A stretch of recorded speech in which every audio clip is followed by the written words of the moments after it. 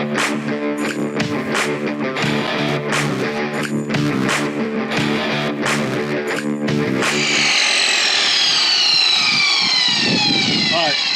one of the things you need to remember if you want your saw to last or your saw blade, make sure there's always water running on this thing. And man, why don't you come around this side?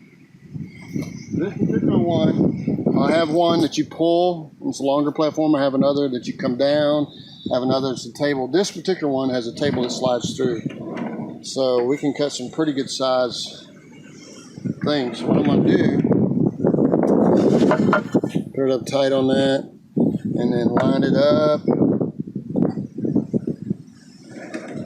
Yeah, I like that.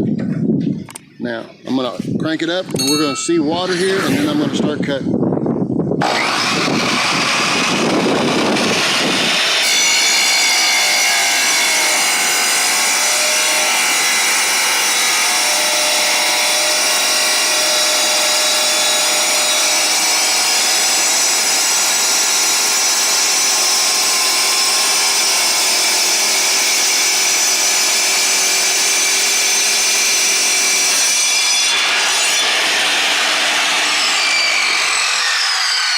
Now, if you notice, the speed of that motor is letting you know, hey, don't push me too hard because I'm going to bog down. You don't want to do that.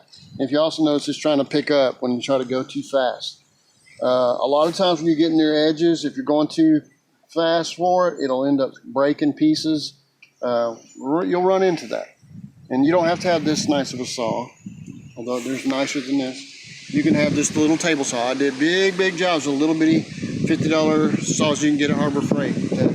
You push it through the little tiny blade. You can do it with the brake ones, which I haven't done very many of those. I've used them, but I don't do big jobs with them. You can. But here's what we did.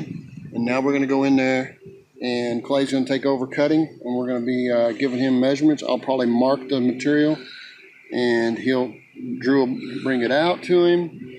And then he'll cut it, and then Drew will bring it back, and I'll be in there on my knees the whole day long. No, it'll be a few hours, and I'll show you what we're doing.